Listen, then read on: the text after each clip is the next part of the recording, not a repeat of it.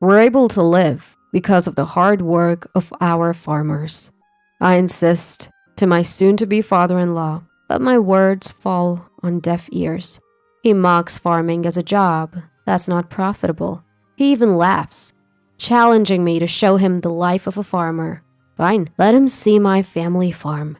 He'll regret his words soon enough. My name is Henry. I used to work in sales, but when my dad's health deteriorated, I took over the family farm. I'm the second son, but my elder brother moved overseas for work. That left me as the only one to continue the family business. I have a sweet and strong-willed fiancé. I fell head over heels for Ellie the moment I saw her working at our regular cafe, and that's how our relationship started. 2 years into dating, she accepted my marriage proposal. So here I am, about to meet Ellie's parents. Gosh, I'm nervous, I mutter, looking up at the luxurious high-rise where Ellie's parents live. Don't worry, Henry. I've already talked to my mom about you. But my dad, well, that's another story. I've heard her father is a stern man who owns a few restaurants. As nervous as I was, I go in and greet them. To my relief, both warmly welcome me. Sorry that we haven't been able to sync our schedules because of my busy work, the father-in-law began, then started elaborating on how well his company was doing. Henry, I hear you're the top performer in sales. You must be making good money, right? Do you have plans on where you want to live in the future? How about moving into this high-rise condo? All I could do was force a smile at the rapid-fire questions. You're being rude to Henry, said the mother-in-law as she served the tea. Thank you. This tea is quite good. The delicious flavor helped ease my tension. Oh, I'm glad you like it. My brother grows the tea leaves. Our family home has a tea plantation, and they always send us the fresh tea. The conversation took a lively turn as my mother-in-law and I chatted about the tea. My father-in-law then huffed and said, The tea plantation, how antiquated. Few households drink tea these days. I wonder when your family home will go out of business. His disparaging remark about her family home left my mother-in-law looking downcast. I had heard somewhere that tea plantations aren't as profitable as they used to be. It's labor-intensive work that requires skill and, above all, manpower. Still, seeing my mother-in-law so disheartened, I couldn't keep my mouth shut. We owe our livelihood to the farmers who work hard to produce our food. We're able to live thanks to the people who grow crops. The same is true for tea. I'm sure many people find comfort in the delicious taste of this tea. At my words, my father-in-law scowled. I seemed to have put him in a bad mood. The timing couldn't have been worse, but I took a deep breath and blurted out. I've decided to quit my job and take over the family farm. I've decided to protect the land that's been passed down through the generations. Ellie has accepted this, so please, support us in the future. The moment I announced that I had taken over the farm, my father-in-law's face turned red with anger. A farmer? I agreed to meet you because you were the top-performing sales guy. Ellie, did you lie to me? My father-in-law, his face filled with anger, turned to Ellie. I've tried to talk to you about this many times, but you were too busy. Besides, Mom supports our decision, Ellie said, sighing. She must have known it would come to this. Upon hearing that I had switched from my job to farming, my father-in-law's attitude changed dramatically. It was a parade of prejudice against farmers. How dare a poor person living in an old house talk about getting married? It's embarrassing to tell people that my daughter's husband is a farmer and so on.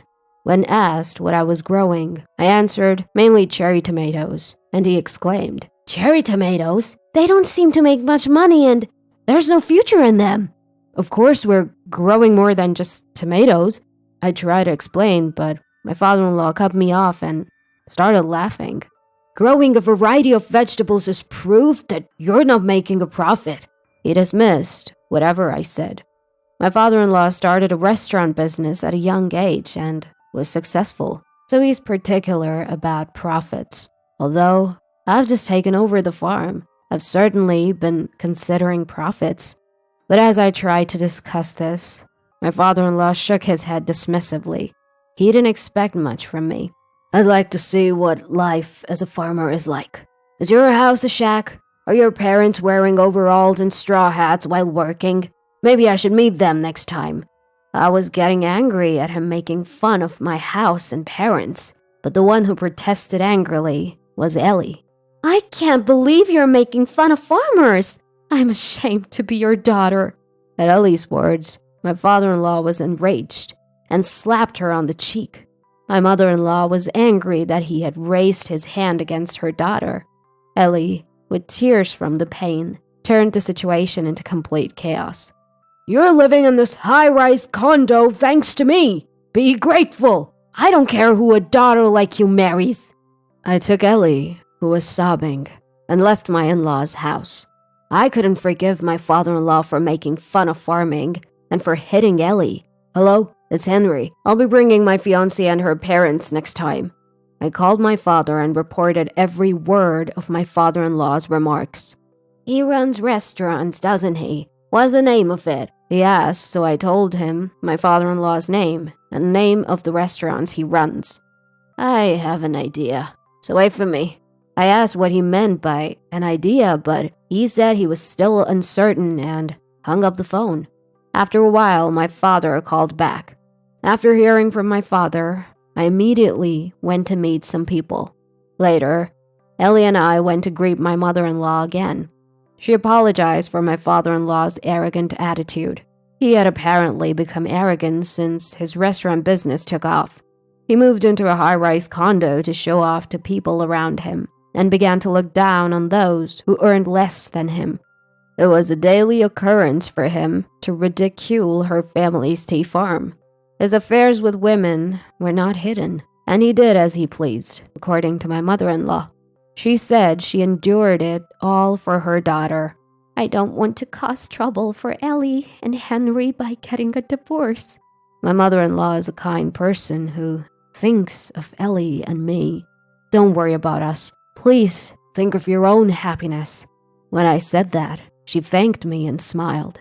I want to help my brother who inherited our family's tea farm. I don't want to see the farm that has been handed down for generations go out of business. You reminded me of the importance of tea farm, Henry. So I'm going to divorce him and go back to my parents' home. It seemed that my mother-in-law's resolution is already made. The day came when I took my in-laws to my parents' home. After getting off the airplane, we drove for another hour. There were vast fields and farms around us. I can't believe there are houses where people live in such a rural area. My father-in-law spat out in the car. Ellie and my mother-in-law obviously looked uncomfortable, but patient, probably because he could say he wanted to go home if a quarrel started here. I'm looking forward to see the life of a farmer. Is the toilet outside or something? My father-in-law ridiculed my home, laughing uproariously. You'll see when we get there. After driving a while, we saw a large gate and high walls. I'm back. I brought everyone with me. When I spoke to the intercom, the gate opened automatically.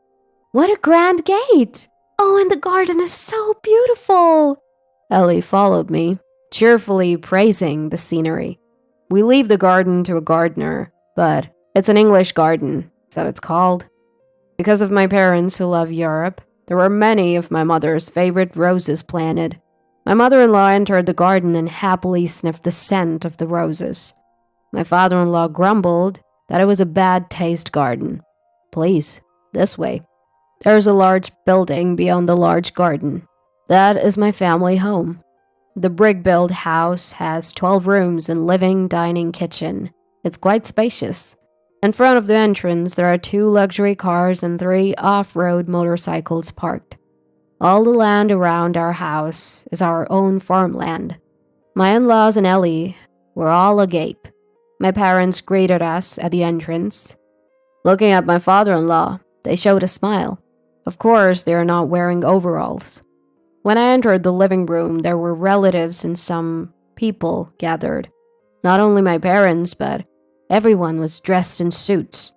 My father-in-law, insisting that formal attire is unnecessary when meeting farmers, had come in his usual attire of a t-shirt and jeans.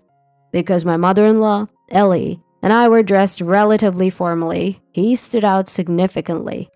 Hello. Perhaps feeling out of place? My father-in-law said in a small voice, looking down in embarrassment. My father introduced them to the relatives. This is Ellie, Henry's fiancée, and these are Ellie's parents.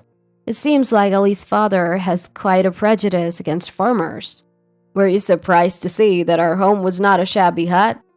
The gaze the relatives cast upon my father-in-law was cold. It seemed that my father-in-law had told everyone the story I had told him. No, I mean, that's not, as my father-in-law stammered. Several men stepped forward. Why are you guys here? My father-in-law looked surprised with widened eyes. We are disappointed in you, one of the men said, looking at my father-in-law. These men were organic farmers who were actually supplying vegetables to the restaurants my father-in-law runs. Hearing the name of the store, my father made connections and contacted these farmers. My father, who has been a farmer for many years, has many acquaintances. I had directly met them and conveyed my father-in-law's remarks. Apparently, my father-in-law had always been arrogant, and there were many complaints. Those who were outraged that he looked down on farmers so much had come today to directly voice their complaints. We would like to terminate our business relationship at the end of the next contract. Everyone nodded when one of the farmers said this. Wait a minute. Our specialty is organic vegetables. My father-in-law runs several Italian restaurants featuring vegetables popular among the women. Despite this, I thought it was unbelievable to make fun of the farmers who produce the vegetables. I guess for him, anything is fine as long as it makes a profit. He had set his sights on organic vegetables because he thought dumb women should bite if he touted them as healthy food. While my father-in-law was flustered at being told they wanted to stop trading, he is a businessman. He seemed to think that the farmers would also be in trouble if the contract ends. Are you sure about this? You're gonna lose your income, you know. Perhaps he regained his composure and began to threaten, acting high and mighty. Don't worry about that, I interjected, anticipating that my father-in-law would say something like this. The farmers had said they wanted to quit dealing with my father-in-law's company, but they would be in trouble if their source of income decreased. Through my sales job, I had made connections with so many people in various industries. Among them were many restaurant owners and food manufacturers. Even if they extended the deal with my father-in-law, I had introduced them to the next place they could do business, so they wouldn't be in trouble. When I told this fact, my father-in-law visibly started trembling. What am I supposed to do if I can't get vegetables? To my father-in-law, who held his head in his hands, my father said this. Why not ask Henry? We also grow organic vegetables. Despite the ridicule from my father-in-law, we had started focusing on organic farming in our fields, including cherry tomatoes. As a result of repeated improvement in the variety, we were able to harvest quite sweet vegetables. We even had several invitations from companies wanting to contract with us. My father-in-law quickly turned to me, but I just smiled and said, of course, we refuse to do business.